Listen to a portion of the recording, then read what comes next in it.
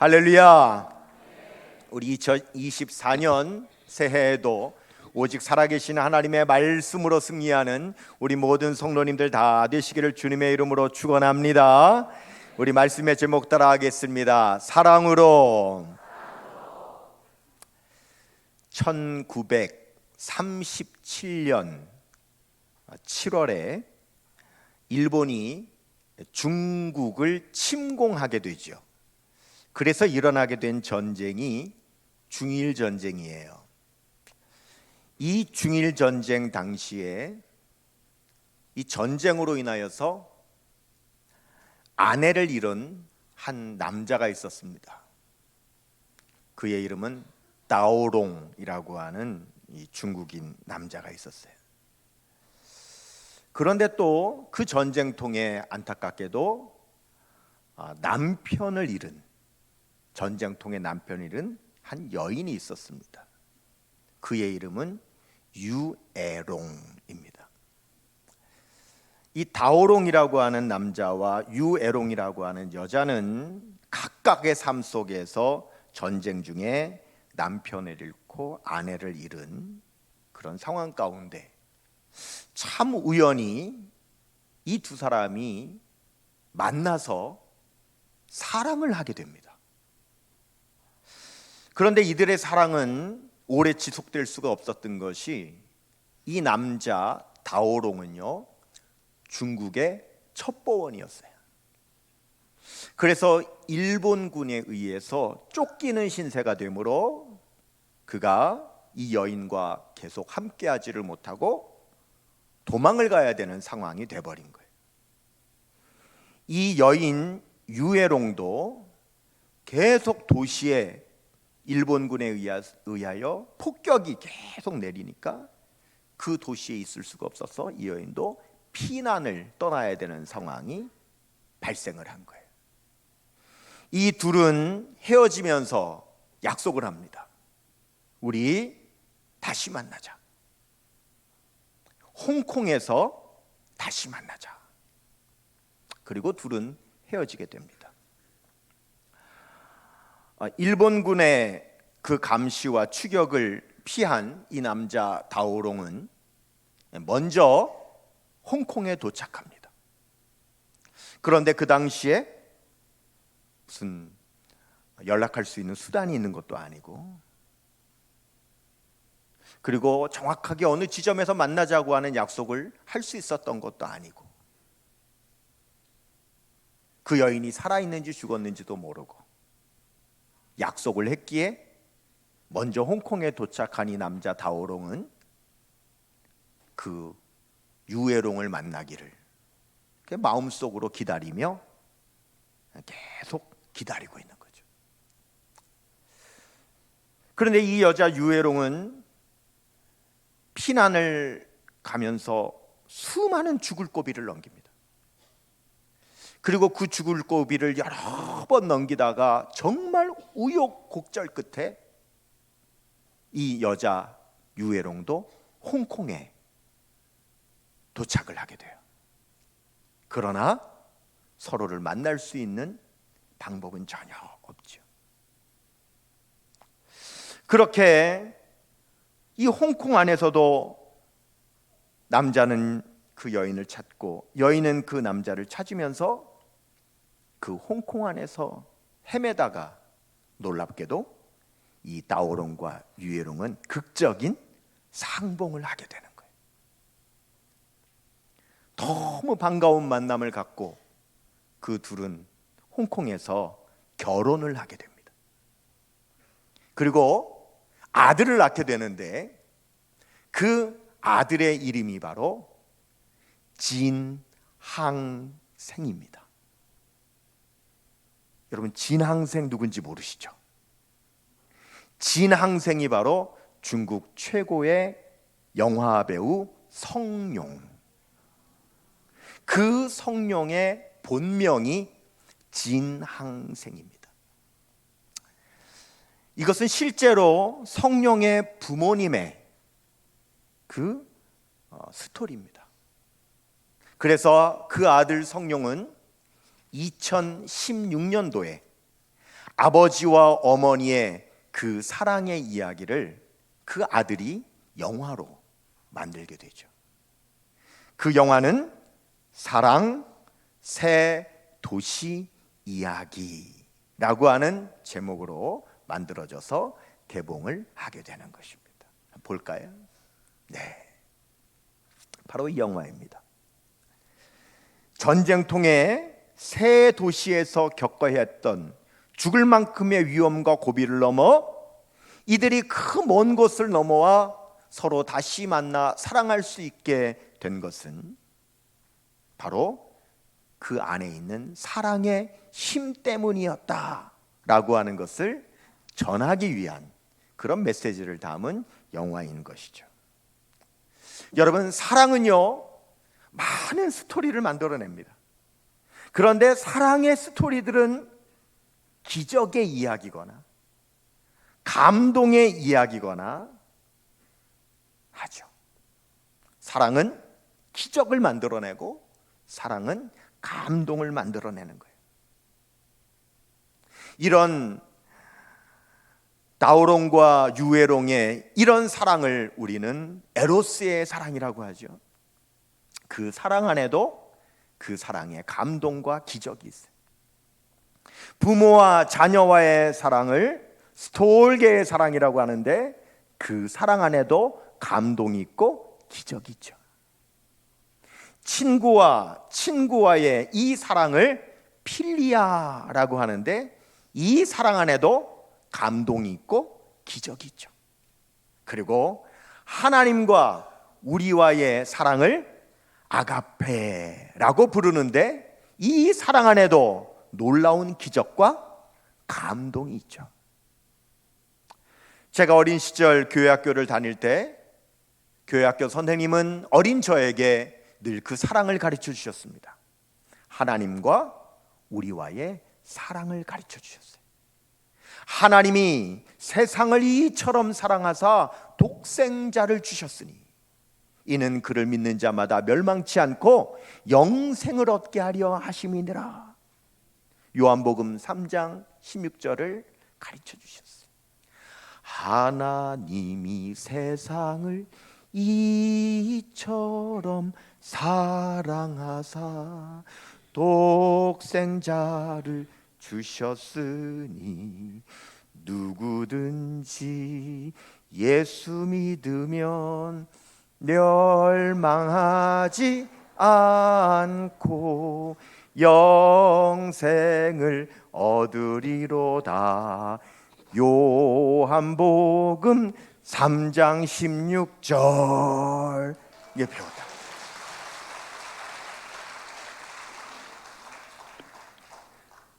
저는 어려서부터 교회에서 사랑을 배웠습니다. 하나님이 우리를 이렇게 사랑하신다고.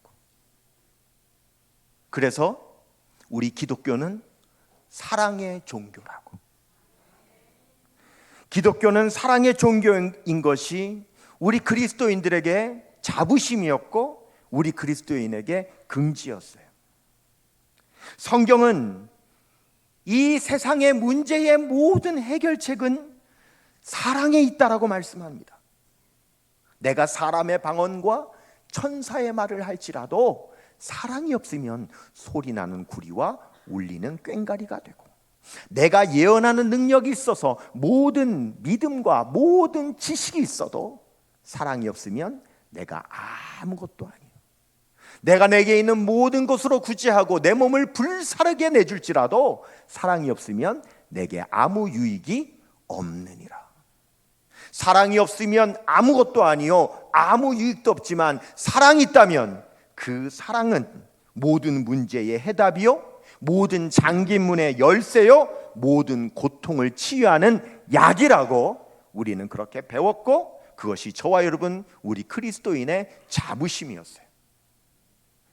그런데 이 위대한 사랑, 그래서 서로 사랑하라고 하는 이 외침을 점점 교회에서조차 말하기가 어려워지고 있어요. 여러분, 시대에 참 존경받는 한 목사님이 계세요. 연세가 높은, 지금도 살아계신 아주 그런 목사님이 계십니다.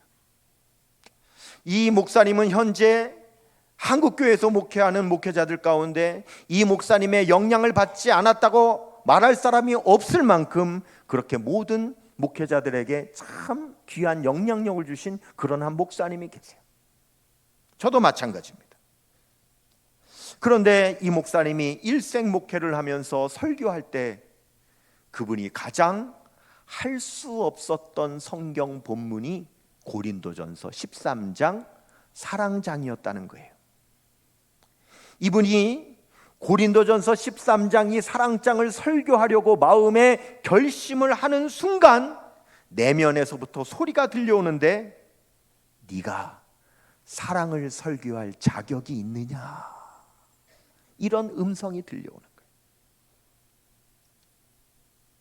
그분은 자기 내면에 들려오는 그 소리를 자격지심의 강이다 이렇게 표현했어요.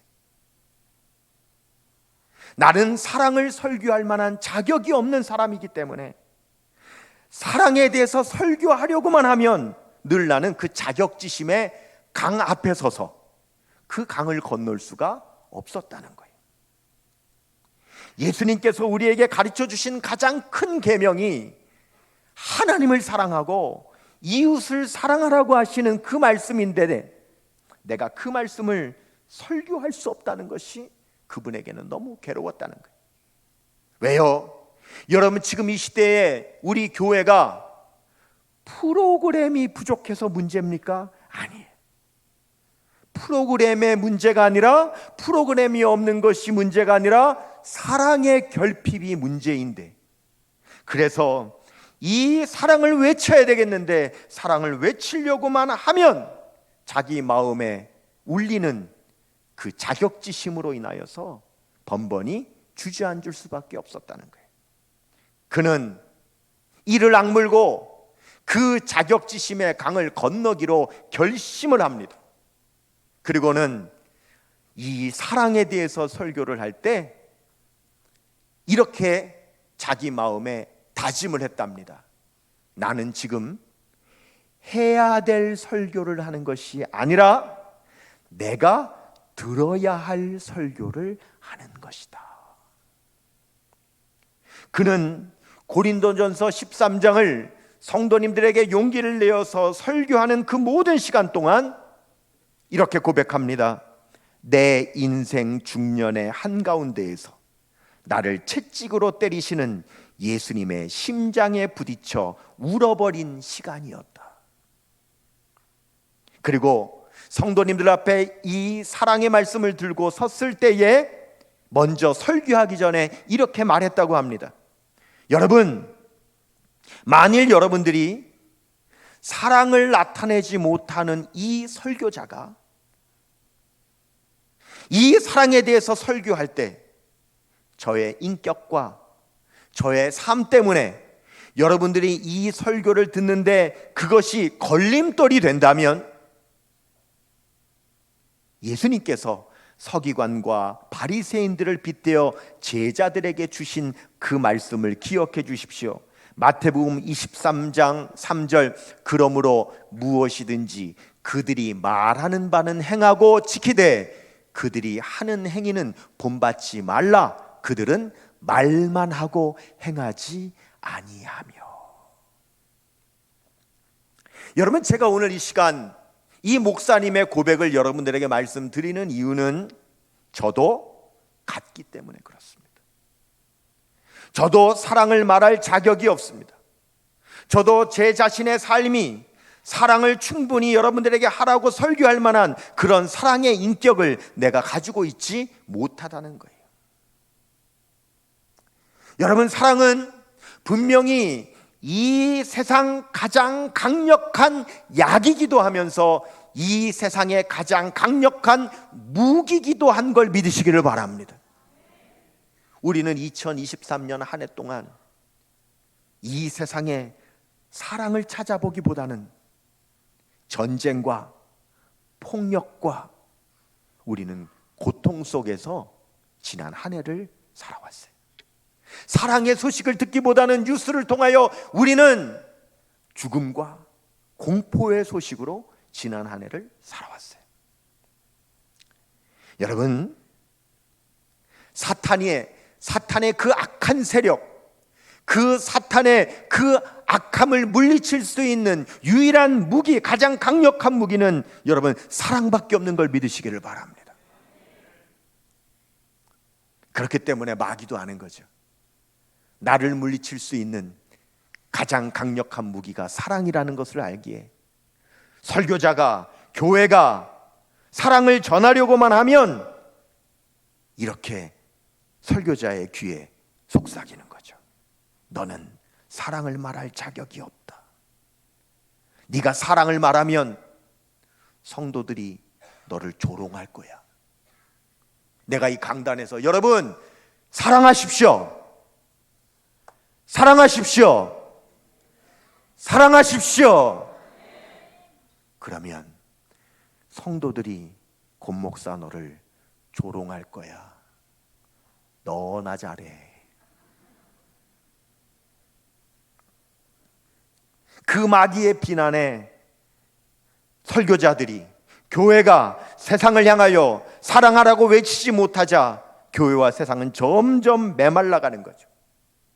그러니까 사랑이 아닌 다른 것으로 어떻게 채워보려고 하는데, 그러나 거기에서 그 누구도 만족감을 누리지 못하는 거죠. 나니아 연대기를 쓴 20세기의 영성가 C.S. 루이스, 그분이 이런 이야기를 했습니다. 제가 원문 그대로 읽어드릴 테니까 한번 들어보십시오. 한 젊은이가 있었습니다. 그는 얼굴이 너무나 험상궂게 생겼습니다. 그는 다른 도시로 이사가면서 얼굴에 가면을 쓰기로 결심했습니다. 온화한 표정의 가면을 쓰자 새로 이사간 도시의 사람들은 그에게 호감을 보이기 시작했습니다.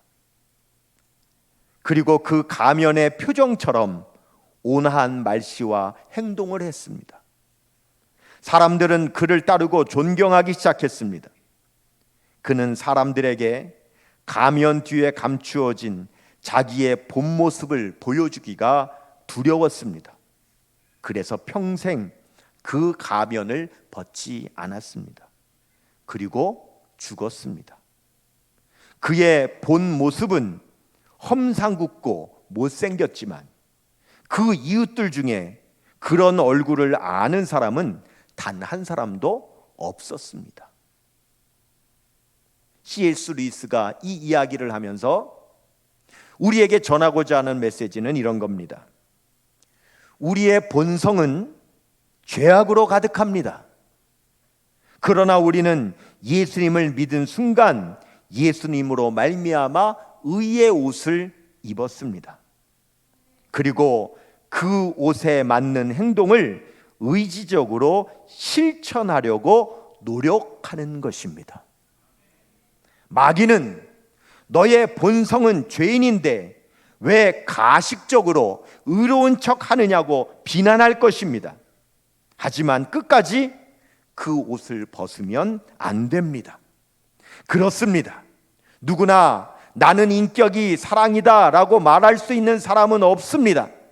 다만 사랑이신 예수님께서 예수님의 옷을 벗어 우리에게 입혀주셨습니다. 그러기에 우리는 그 옷에 걸맞게 행동을 하려고 노력하는 것입니다. 맞아요. 여러분, 제가 1년에 딱 한 번 오직 송구 영신 예배만 입는 옷이 있습니다.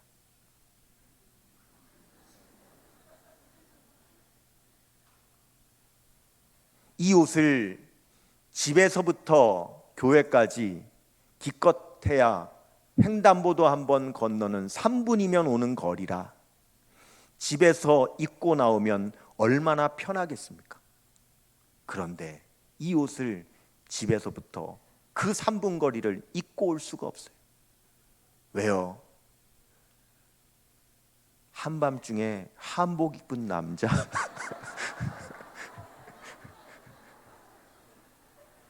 저 사람 뭐야? 이럴까봐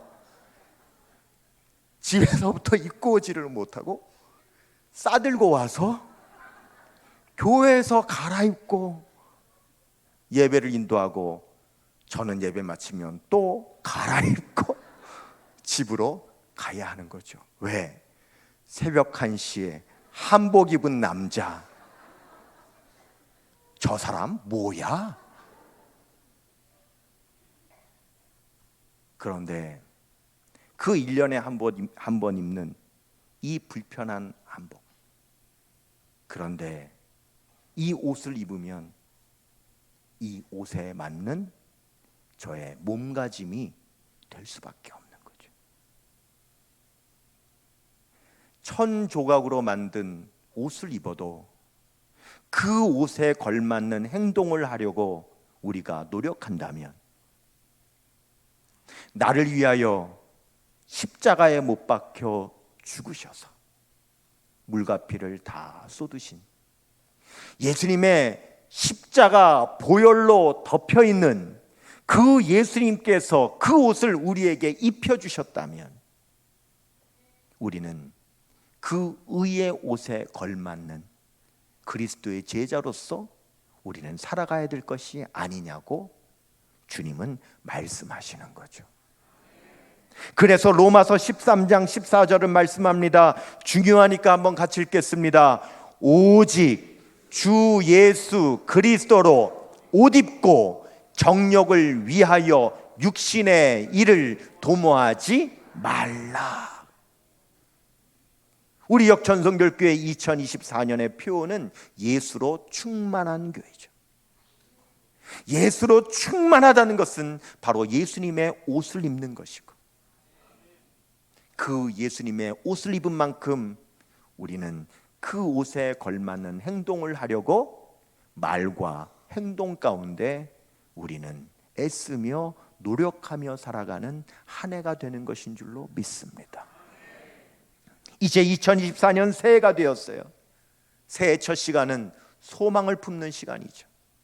로마서 5장 5절에서 6절은 말씀합니다. 소망이 우리를 부끄럽게 하지 아니함은 우리에게 주신 성령으로 말미암아 하나님의 사랑이 우리 마음에 부은 바 됨이니, 우리가 아직 연약할 때에 기약대로 그리스도께서 경건하지 않은 자를 위하여 죽으셨도다. 여러분, 우리가 정말 예수로 충만하다면, 우리가 예수로 충만하다고 하는 증거는 분명히 사랑의 충만으로 나타나야 될 줄로 믿습니다. 예수로 충만하다고 하는데 우리 안에 사랑이 충만하지 않다면 그것은 절대 예수로 충만하지 않은 것이죠. 우리가 정말 예수로 충만하기를 바란다면 하나님께서 우리에게 부어주시는 그리스도의 사랑으로 충만하게 되어 우리 안에서부터 흘러넘치는 그 그리스도의 사랑이 저와 여러분, 우리 서로, 그리고 세상을 향하여 그 사랑이 흘러넘치는 그런 한 해가 되는 것이 우리가 이 첫 시간에 꿈꾸는 우리의 소망인 줄로 믿습니다. 예수로 충만한 교회, 예수의 사랑으로 충만한 교회, 그리스도의 사랑이 흘러넘치는 교회, 세상의 모든 문제를 해결하는 가장 강력한 무기, 세상의 모든 상처를 치료하는 가장 강력한 치료제, 바로 주님의 사랑으로 2023년 4년 한 해를 살아가기를 소망하고 결단하는 오늘 그 첫 송구 영신 예배의 이 시간이 되시기를 주님의 이름으로 축원합니다.